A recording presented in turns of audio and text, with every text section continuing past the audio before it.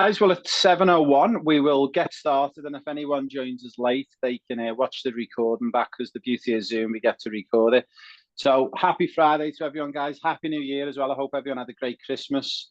Very excited to have myself and Benny here tonight, and also Anthony, and hopefully I'll get this right, Klarica. That's it. Awesome. Now, we have brought many different guests on over the past 12 months, and we bring them all in from different avenues in sport. And when I done a bit of research and I spoke to Joseph, Anthony, about yourself, when I Googled you and I started reading parts of your book, I discovered you had about 700 different titles, from elite sports coach to, yeah. So what's the title that you like to call yourself nowadays? Yeah, good question. Well, I am a psychologist working in sport. So these days, I suppose I'm a performance consultant, sports psychology consultant. Awesome. And just to get us started with everyone on the pro player pathway and for you to understand, we've got players with us on a 4-year journey, anything from the age of 9 or 10 all the way through to 23.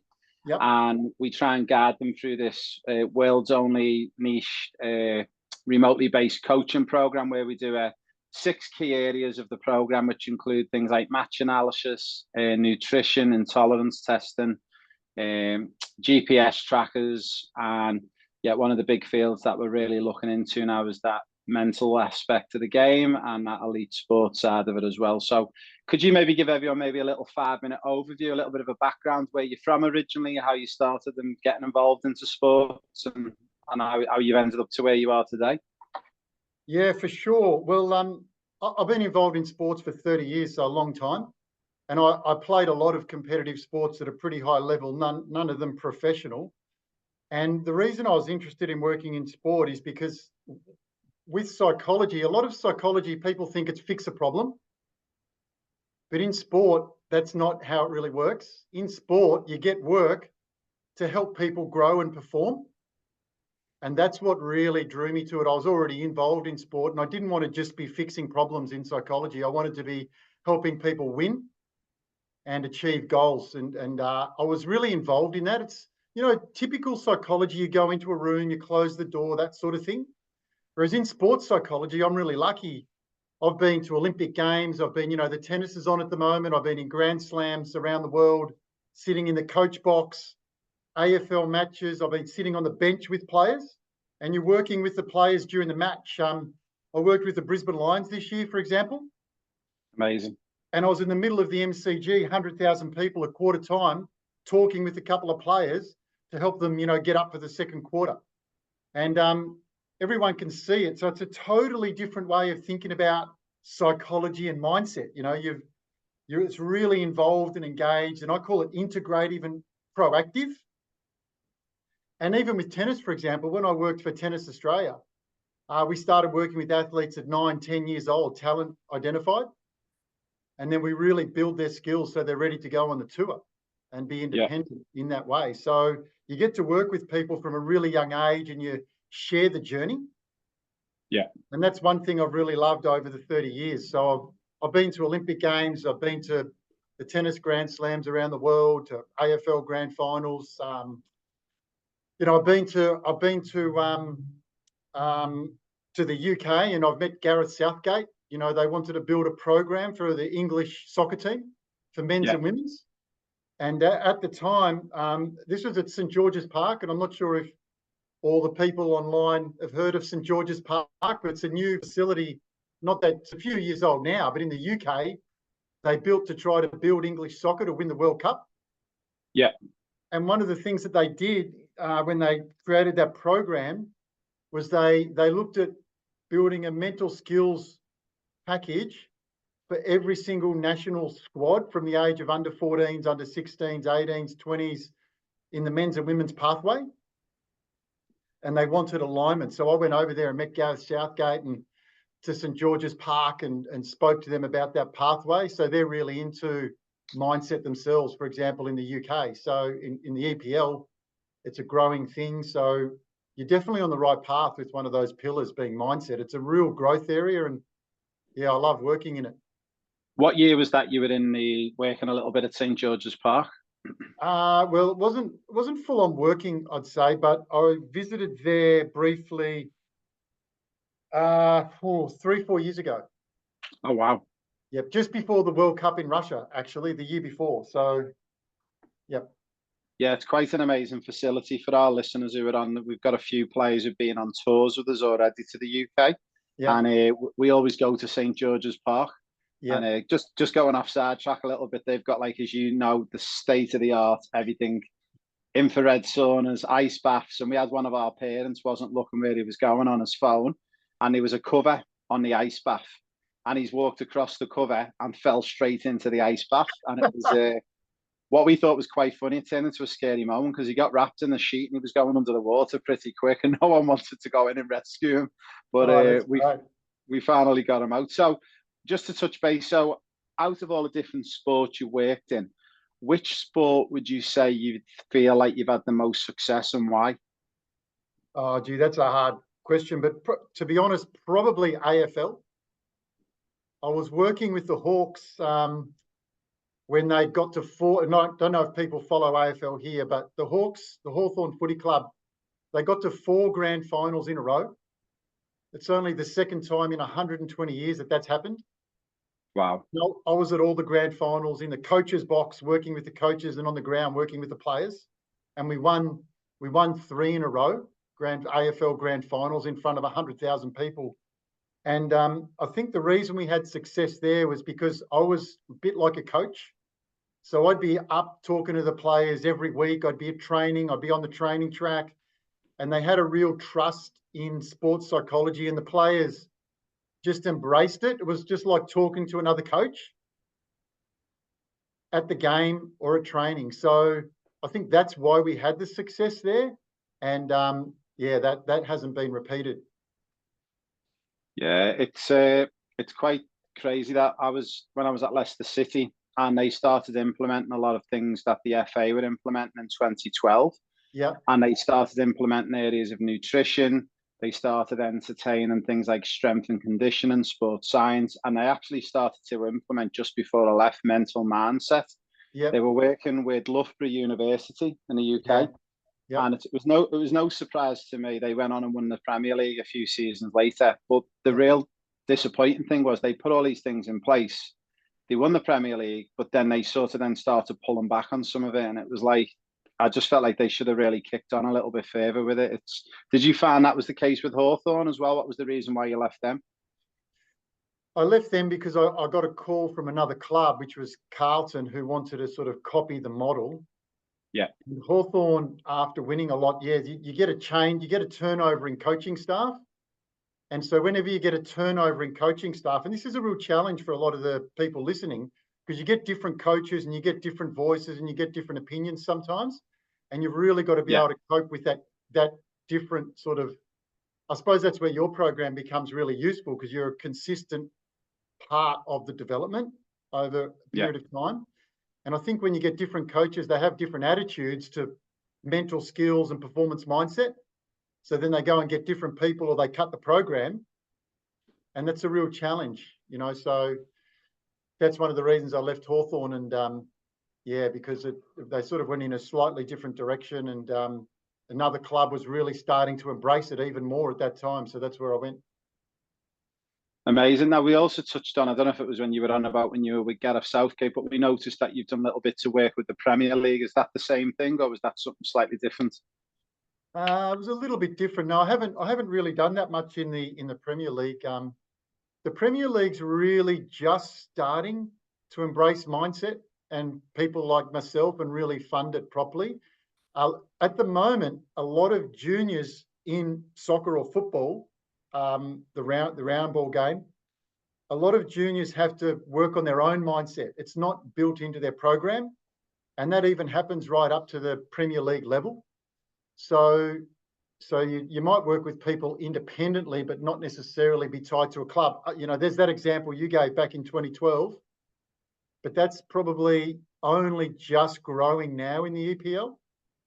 A lot of athletes are still, you have to drive your own program mentally. And that's a big message for today.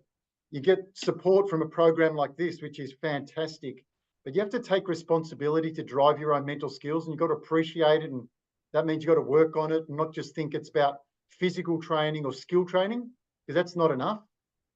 Yeah, yeah, it's one of the key pillars. Like we've got the 6 pillars at the moment, and one of the big ones is our GPS trackers. And a lot of people say, "Oh, what's the point in having the GPS tracker?" And we're like, "Well, it actually makes players accountable, because if that GPS tracker is not getting worn 4, 5, 6 times a week, then there's no evidence of the work that you've done."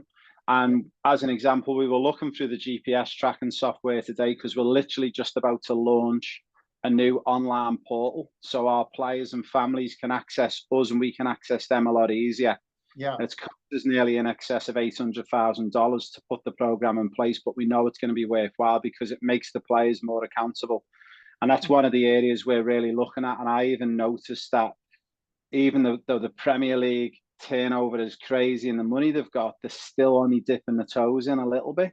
Yeah. So we've decided our 7th and final pillar, ironically, is going to be this mental aspect. But again, we recently implemented the DNA and intolerance testing. And when we looked at a nutrition point of view, we said it's really important when we do it, we're doing it properly. We're not just saying 40% protein, 40% carbohydrates, 20% fats. We actually wanted to know, what can Anthony Klarica's body actually tolerate?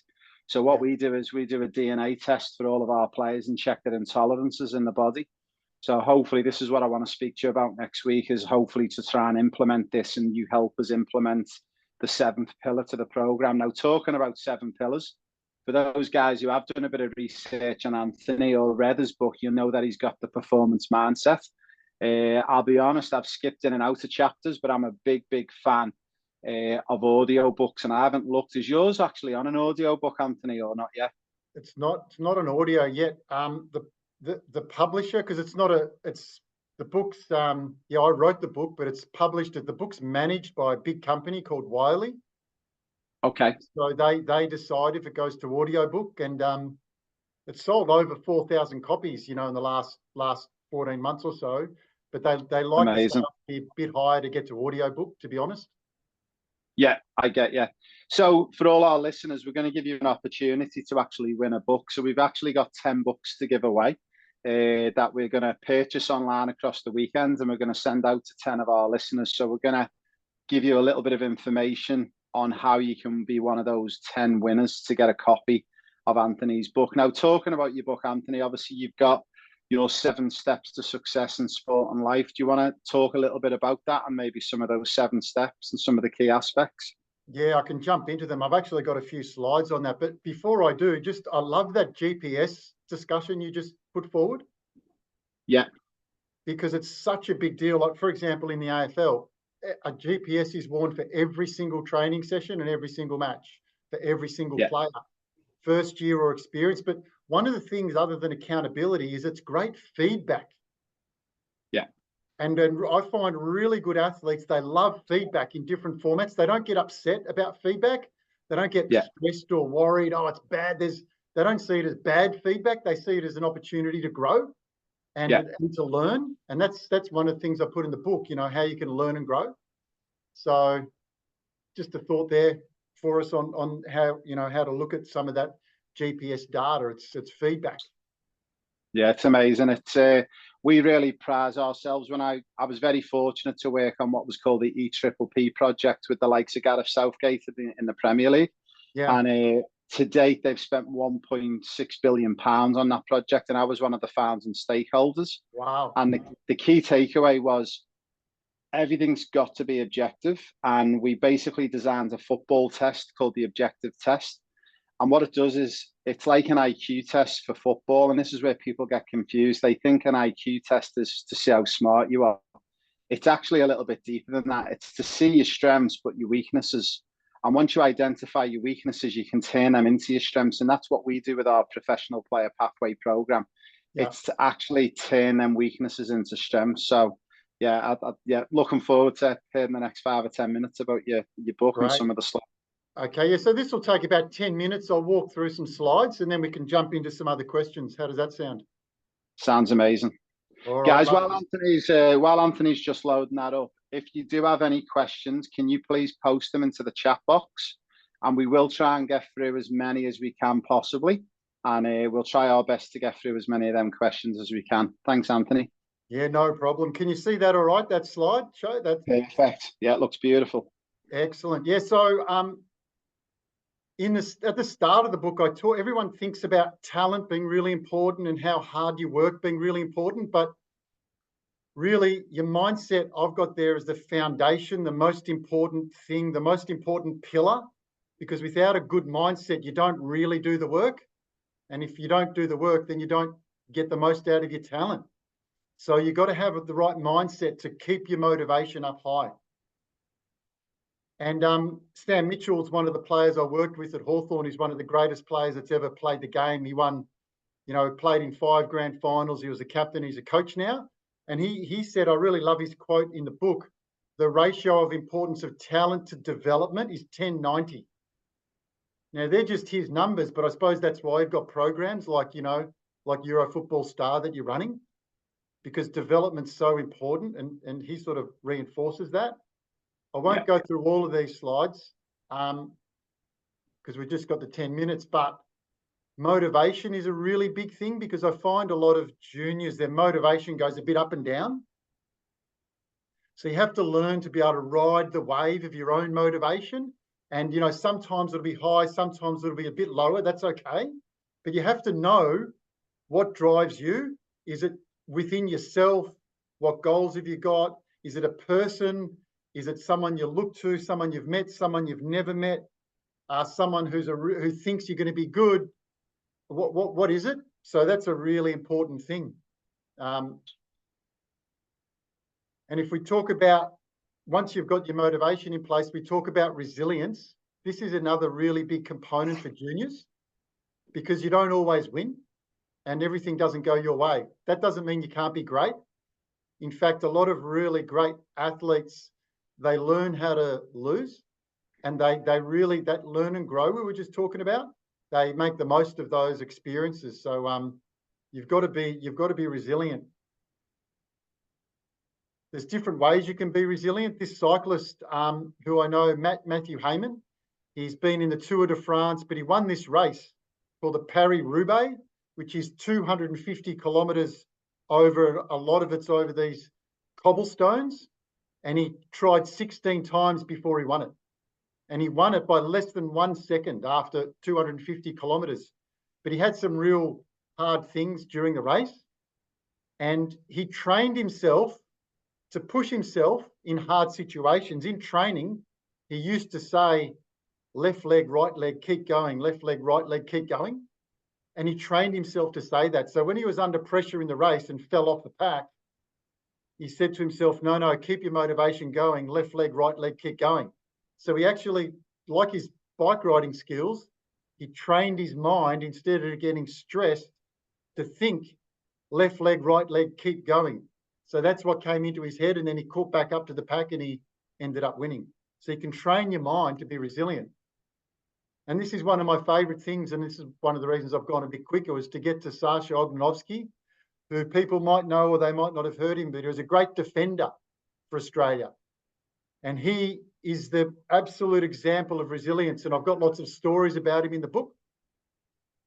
And he said to me when I interviewed him that he saw all of his experiences to opening his mind more to what he actually needed to do to play for Australia or to reach the level he wanted to.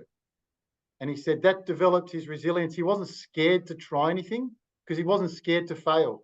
And I love that about him. He paid for his own airfares. He paid for his own accommodation. He didn't get selected. And one of the stories he tells, he finally got offered a 4-year contract in Greece and he was really happy. He was rapt. So he started playing in Greece. Do you know this story, Ray? Yeah. And he was living there for 4 months and he's thinking, I'm finally going to get paid. And then after 4 months, the club actually went bankrupt and he didn't get paid a cent and he had to come home. And when he came home to Australia, he just missed the cut for the A-League. So he couldn't get a contract to play in Australia. And he trained as a carpenter. He had a backup career. So he went back to being a carpenter and then had to work his way back up through the A-League, went back to play in Asia, and then eventually ended up playing for Australia. But so he went from playing in Europe to not getting paid to becoming a carpenter. And he played local football. But in his mind, even though he was playing local, he still had a really great determination. And he had some great things that he used to say. I think it's a bit further ahead, but I'll mention the story now. His first game for Australia against Egypt, he was playing against a world-class striker. And I said to him, how'd you go in your first game? And, in that hostile environment, did you get nervous? He said, no, I wasn't nervous because I kept on telling myself for years before that match, no one is superhuman. So he felt like he could match up against anyone. He never got intimidated by anyone. And so a bit like that other guy, that cyclist, he said, left leg, right leg, keep going. Sasha Oganovsky had in his head, no one's superhuman, no one's superhuman. So he used to really attack. And that's why he had the reputation for being a fierce competitor. Do you remember him playing, Ray, at all? I do. And I remember that. Yeah. I remember his story about Greece, but yeah, I've heard 100 of them where they've gone to Greece, Turkey, Cyprus, all these countries around the Mediterranean. And unfortunately, a lot of the club presidents can be quite corrupt and not pay salaries. And yeah, it's probably one of the last places you want to play your football. But it's a good way of getting yourself in the shop window. Yep. But it's a good example of resilience too. Instead of getting deflated. Oh, yeah. He ended up taking a contract at Brisbane after he played local football and missed the contracts. He ended up taking a contract in Brisbane that quite a few other people knocked back because the pay was so low. Yeah. But he said, I don't care if I hardly get paid anything, I'll make it work. And that launched his career. He ended up playing in Asia on pretty big money and was the captain of a team in Asia eventually. So it's a great story. If you read the book, you'll see some of his experiences come through. I'll use this slide as well because, people talk about getting in the zone.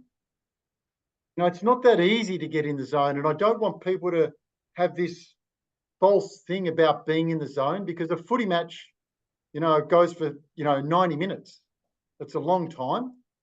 And Nicole Pratt, who is a great tennis player for Australia, I worked with as a coach, she said she could count on her hand how many times she really got in the zone.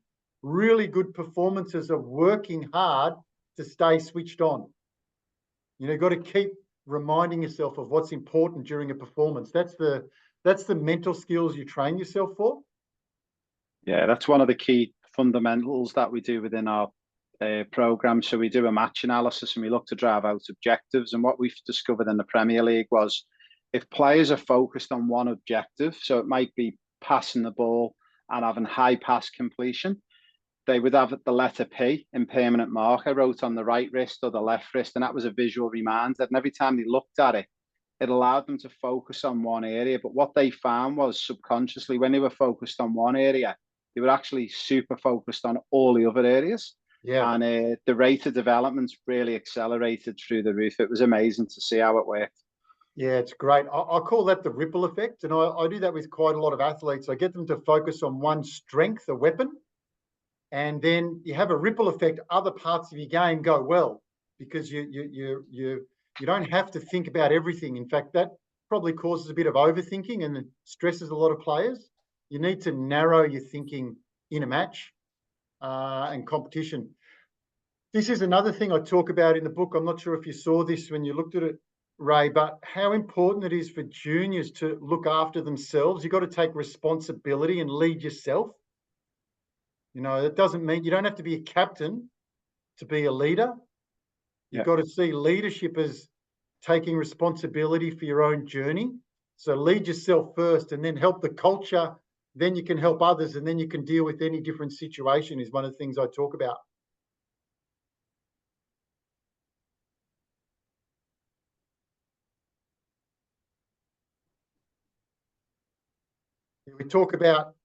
I also talk about well-being and how important that is and using people around you who are good supports, which is why it's good to be in a program like this because you've got a support team. And if you've got that support network, because there'll be a lot of people who criticize or question your journey and things like that you've got to be okay with that. You've got to be okay with being challenged. And I call it focusing on people in your bubble. And Taylor Harris, who got really smashed on social media, one of the biggest social media stories in Australian sport history a few years ago. She coped with it because she concentrated on people inside her bubble. And I really like to talk, I've already touched on this a little bit, strengths win battles. You know, I like to think of not just strengths, but in tennis, we talk about weapons. What's your weapon? Make sure you bring your weapon. You don't go to a match or competition thinking about weaknesses. You think about your speed, you think about your body work, you think about your accuracy and your right foot, how you can really strike it well, or whatever skill you've got, you think of that strength and you take that into competition. So you've got to have that weapon in your front of your mind. And here's that example of what I was talking about with Sasha. You know, he said he felt very comfortable because he maintained his standards for a lot of the time, and he didn't care about who his opponent was. He had his motto, you know, no one is superhuman. So he trained, when he went to train his skills, he also trained his mind because he thought of that in training when he was using his weapons. And this will be the last slide, then we can get to questions, Ray. But Scott Draper was a great tennis player and a golfer, so he's got a lot of skills in different sports. Yeah. And you can't always win, and I think we need to respect that. You can't always get a contract. You can't always get selected in the position you want. And I think you need to be able to come to terms with that. You need to fight for it. But he said, instead of focusing on just winning, he tried just to focus on competing. And that helped him cope with all the different, I call it the roller coaster of emotions. Feel sad, happy, grumpy, nervous, whatever it is. And then that helps you problem solve, because in a match, you've got to problem solve the whole way through. You might be on an opponent who's quick. You might be down 1 or 2-0. You know, there might be different things happening. You've got to work it out. And that you've got to see that as fun. And if you can work things out and problem solve, then you can be more consistent and have better performances. So it helps you not feel vulnerable or stressed. Yeah, I've actually met Scotty. I've met Scotty a few times. He's a good guy. Sorry? No, I just said I've met Scotty. He's a really good guy. Oh, he's great. Yeah, I worked with him at Tennis Australia. So, yeah, quite close with Scotty. He's a star. So, yeah, so there you go. There's some examples of all the different things in the book. So if people don't win one, they should definitely pick it up and try to find one thing in the book that they relate to. Yeah, that's amazing. So we're going to get to the questions, if that's okay. Yeah, so let's do it. First one is from Jake Watson-Roddy. How did you become a sports psychologist, and how did you get into those big opportunities like Grand Slams and to work for the English national team? Great question, Jake. Yeah, cool. Well, when I did psychology, there was actually, because, you know, we said before sports psychology is pretty new. There was actually no sports psychology. There was only general psychology. So I had to sort of make my own pathway, a bit like you guys are doing. So I had to make phone calls and ask people if they wanted psychology in their sport. And then I made sure that I worked really hard with that sport, and they went well. And then I started getting calls from other sports saying, oh, can you work with us and do what the other groups did? And I didn't, just to be clear, I didn't actually work with the English team. I just went over there to do an interview and for a couple of days, and was there for a couple of days at St George's Park. I didn't end up working with the team, but they did a search looking just for a few people to come over and go through an interview process and talk about different ideas. And they approached me to go over because Australia is really proactive in this mindset space, a bit more than the EPL and some other countries. So that opportunity came because they approached me. I'll let you into a little secret, Anthony. That was probably a little bit of trying to steal your secrets as well. I was part of that in 2012 to 2015. Yeah, a lot of people look to Australia to, you know, because we're in this space in particular. Yeah. It's funny in England, it's always been like very renowned at the Australian Institute of Sport and athletes in general. And the Aussies in general are always really highly regarded in England. Even like when I was at Leicester City, we had 3 Aussie players in our squads across all age groups, and they were very highly regarded, the Aussie boys. And yeah, now great question. Next one. Hi, Anthony. Any mantra to get me to start every day? So yeah, hopefully you understand that one, but I think it's maybe the question, to get them going in the morning and get started with the day. Yeah. Yeah, look, the mantras are really individual. I do give a few different examples in the book. So it depends on your situation and depends how you like to start the day as well. I'll give you another example. There was an Olympic runner who missed out. She got Lyndon Hall. She got eliminated in the heats in the Olympics, but you actually had to make the top 5 to get through the heats. So she came up with this little mantra, top 5, stay alive. It was sort of like fun. And she used to say that to herself at training and to keep herself motivated. And she thought that for several years. And when she got to the next Olympics, when she got to the heats, what do you think she said in her mind? Top 5, stay alive. And she made the top 5. And then in the semi-finals at the start of the race, she said to herself, top 5, stay alive. And that was, she needed something a bit light and a bit fun because that was her style. And then she made the top 5 in the semi-finals and she achieved her goal and made the final of the Olympics, which is really hard to do. So sometimes your mantra can be a bit of fun. So it doesn't always have to be serious. So if you want something to get going in the morning, it depends if you've got school or if you train in the morning or if you might do it. Sometimes in the morning, I get people to do daily positives or something they're looking forward to, and you just write it down or think about it. And then you might just have something like, I don't know, it could be, we could all brainstorm something here, but it could be, top of the day, one thing to achieve or whatever it is, but something that works for you that could be fun. It doesn't have to be too serious, I'd say. Yeah, that's amazing. Now, guys, we've had a couple of questions about GPS trackers, and I think it's some of our new users who've started to join us from the December events. But if you've got any issues around GPS trackers, trying to log on to them, if you drop an email to schools@eurofootballstar.com, Ben, who's based in the office, will get those issues resolved for you on Monday. So, Ben, if you can drop your email address into the chat group for everyone. If anyone's got any issues or concerns with the program, drop an email to Ben and we'll get in touch on Monday. Next question. Is there a way to get into mental flow before games and can it be replicated time again? That was from Kobe. Great question. Yeah, great question, Kobe. Remember that Nicole Pratt tennis player slide where she said she didn't get into flow that often? It was more about working hard to stay switched on. And I think the important thing there is if everything's not working and you're not in flow, don't get deflated because you can turn it around in a match. Sometimes we say you might not have a great match, but you can have a great moment. And the way that happens is you don't get deflated. But to answer your question, I think before a game, you really want to manage your physical state as well as your mental state. So breathing, I'm a really huge fan, Ray, of breathing exercises. They help you settle yourself physically, which helps you make good decisions and problem solve. Before we said problem solving. Yeah. And it also helps you start the game with a bit of energy instead of starting the game with being a bit tight. So one of the things to do that is before the match, some breathing.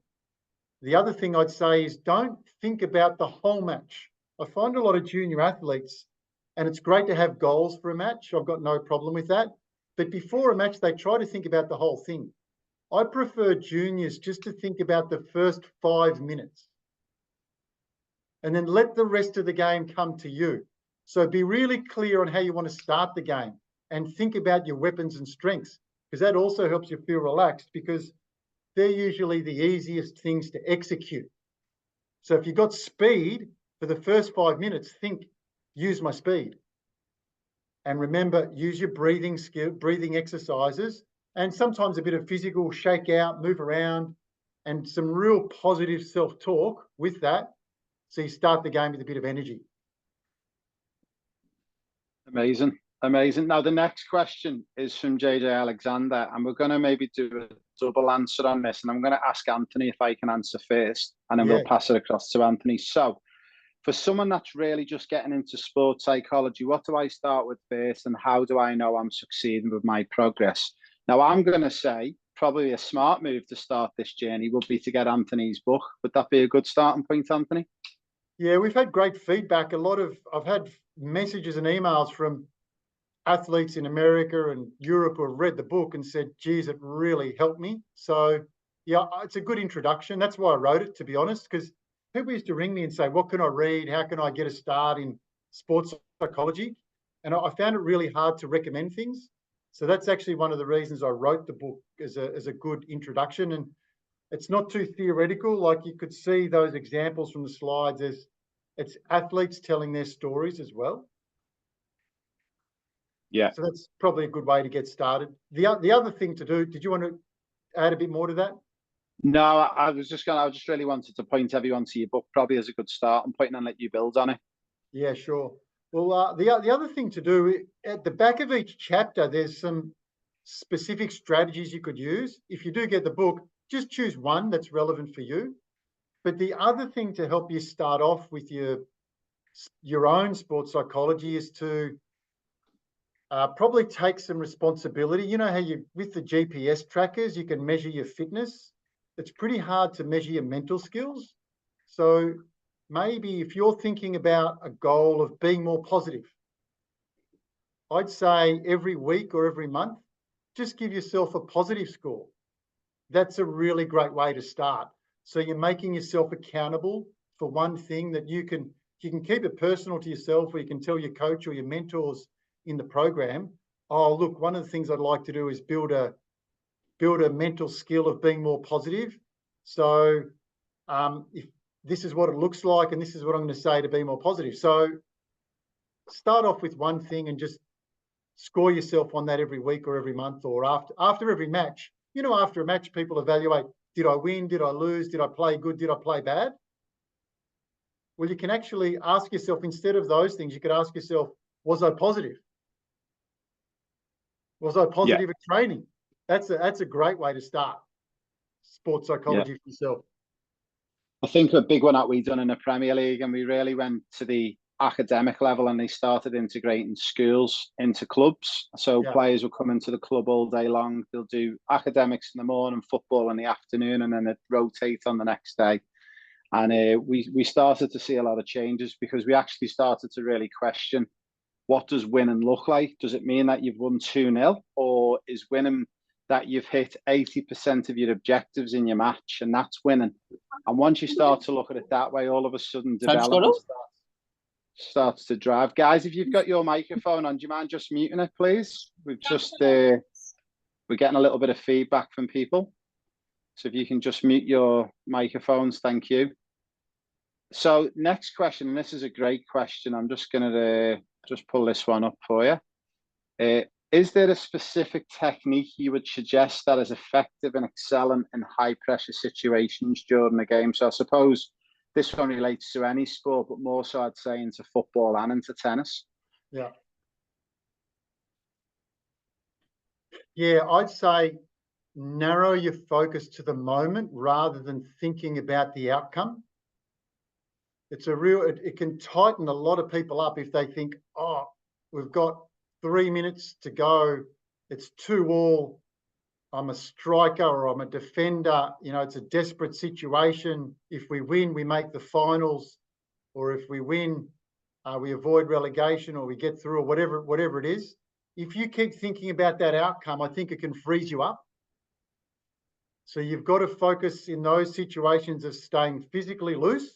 So movement is really, really big. I think when people think of these tight situations, they physically get tight, and their movement slows down a bit.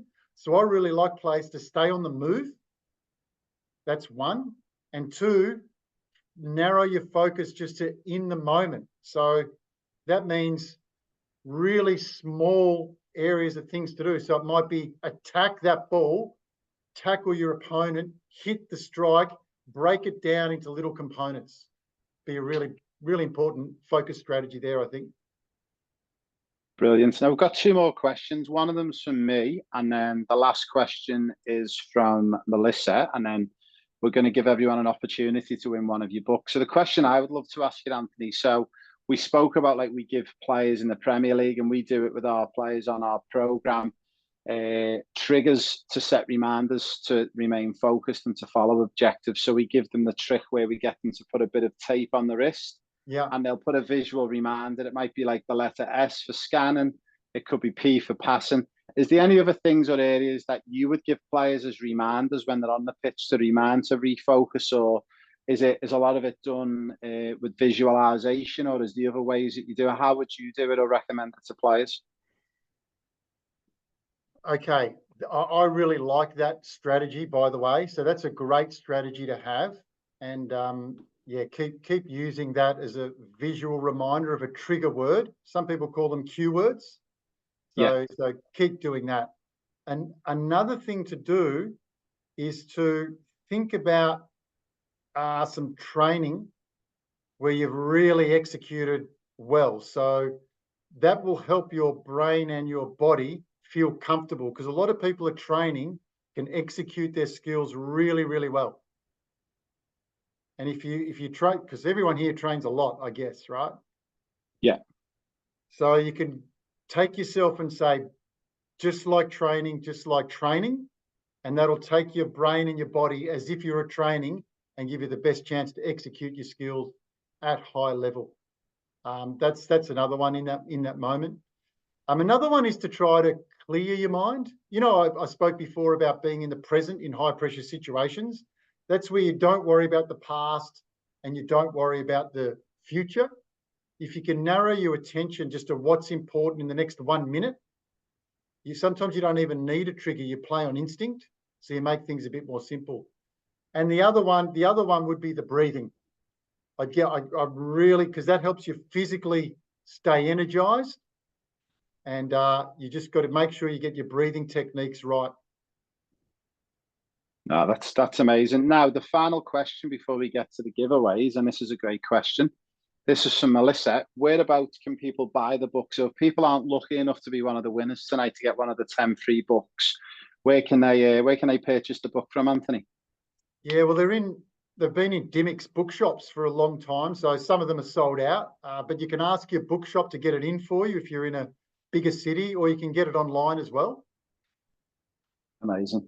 If you Google the book, you'll see it. You'll see it online. Yeah. So I think we've just dropped a link in as well, guys. I think it's eliteperformance.com.au. I think that website will be able to direct you to the book as well, if I'm not mistaken. Now, we've actually had one more question drop in, and I want to ask it because this is an amazing question, and this is from Phoenix Thatcher. What would be the best way to bounce back as soon as possible from a mistake in a game? Okay, love that question. Right now, you know, I put Sam Mitchell up as an example before. Yeah. I spoke to him about this, and it's a strategy I've used with lots of athletes. After you make a mistake, ask yourself, how can I get involved, or what can I do to impact the game as quick as possible afterwards? That means that you're looking forward instead of looking back, because a mistake, to move on from a mistake, or if you get stuck on a mistake, it means you're looking in the past. And that's a waste of time and energy. Whereas if you're thinking as quick as possible, now, by the way, that doesn't mean that you've got to get the ball or pass or tackle someone. It might mean running into a position on the field that creates or fills a hole to stop an offensive drive from your team. It doesn't always mean winning the football. It means running to the right spot on the field.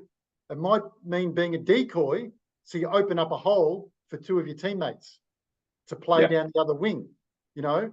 So this is where the problem solving comes in that we spoke about. But what it does mean is get involved as quick as possible. So every time you make a mistake, you should be thinking, what's next? What's next? That can be a great trigger for people as well. I've used that with quite a few people. What's in tennis, you know, what's next? So get involved as quick as you can, because when you make a mistake, that's when people do fall asleep. And if your opponent makes a mistake, by the way, you can think about, we can reverse this question, Ray. Because if your opponent makes a mistake and they're not learning what you guys are learning, they can fall asleep because they get stressed or worried and they get stuck on the mistake, even for 1 minute. And that's when you can capitalize. So if you see your opponent make a mistake, go in for the kill. Yeah, that's a really good one to finish on. Thank you for that, Anthony. Now, we're going to give everyone a chance to win one of the books. We've actually got 10 books to give away, and Ben and myself and Lucy in the office on Monday, we'll get these books sent out to you straight away. We're going to get them online for you. Now, to give everyone a chance to win one, this is what you need to do, and you need to listen to the rules. So we're going to get you to type the player's name. So if you're on the professional player pathway and your name is Phoenix Thatcher, you need to type Phoenix Thatcher, and then you need to put the answer to the question we're going to ask. If you do it the wrong way round, then you won't be a winner. So you've got to put the player's name who's on the pro player pathway, and then you've got to put the answer straight after the name. Ian Obst, you were a little bit premature. And Jake Watson-Roddy, we haven't even told you what the question is, so slow down. Now, we've been going along, talking about different things, and Anthony spoke about going to England, and he spoke about working at St. George's Park. What was the name of the famous English coach who he met and spoke to?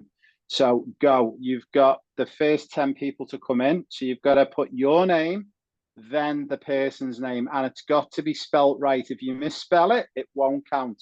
If you just put the last name, it won't count. If you just put the first name, it won't count. So we will go through that list in a minute, and we will see who our 10 winners are, and I will go through and call them out.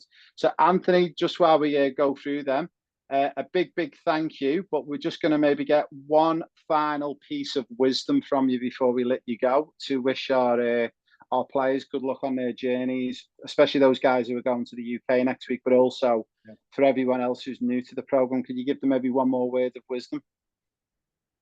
Yeah, I'd say stay persistent, because, you know, in the junior pathway, there's so many ups and downs, and you got to see that as normal, not as a sign that you're not going to be able to achieve your goals. You know, and everyone's goals are different. And I suppose I'd add to that, the opportunities in the game that you're playing, because it's the true world game, the opportunities are amazing. So many countries, college in America is growing so fast, isn't it, Ray? Oh, it's huge. It's huge. So make sure that you got flexibility with your goals. You know, I see so many people saying, I want to play for Australia. And then they think if they can't play for Australia, or they can't play in the EPL, then they think, oh, well, what's the use? Yeah. Open your mind up to so many opportunities to play the game and stay in the game. That's the number one thing. And the number two thing I'd say, think about not what you can get from the sport, but what the sport gives you, because you learn so much about life and yourself just from being in programs like this, from training. And I find a lot of people who play sport, they're really mature. They're really good. They're really good friends. They're good teammates. They're good family people. They're good workers. They're good leaders in life, not just in sport. So just keep reminding yourself about all the amazing things that you learn from being in programs like this and from playing your sport that help you in life as well as your sport. I love that. That's amazing. All right, before we let Anthony go, we're going to tell you who our winners are. And I'm going to call them out, because this meeting's recorded. We can go back through this recording and let's see if anyone's got it actually spelt right. So our first winner is Phoenix Thatcher. Well done, Phoenix. Our next one is Luke Turnbull. Well done. Next one is Dustin McSweeney. Next one is Zach Olsen. Sienna Cross, congratulations. Bintang, amazing. Let me see, you've spelt it right. Some people have spelt it wrong. Kobe, well done. You've got yourself one. Oliver Hudson, you've got one. Alex Alves, you've got one. And the last one goes to Jake Watson-Roddy. So those 10 players, give them a big round of applause. Well done, guys. Amazing. We'll get those 10 books arranged for you. I've also sent you a DM as well, Anthony, with my phone number on. I'll give you a call Monday. I can help you with your book sales. I've got a very good entrepreneurial friend of mine who's very good at funnel and sales of books online, and he's now got a #1 bestseller. Really? All about gardening. It's the most boringest book ever, but it's a #1 bestseller. So, Golly yeah, gosh, that's amazing. I'll be able to help you. So, guys, a big thank you for joining us, and I'm sure everyone really, really appreciate your time, Anthony. And yeah, we look forward to getting them books to our listeners, and we'll be in touch. Well, thanks to you. It's been great hearing about your experiences, and the program you're building sounds fantastic. So good luck to everybody. Stay with the program and enjoy the journey. Thanks, Anthony. Thanks, guys. And we'll see everyone who's coming with us to the UK next week. We're going to be online at 8 o'clock. Thanks, guys. Thank you. Ciao. See you. Thank you. Yeah, thanks. Good stuff.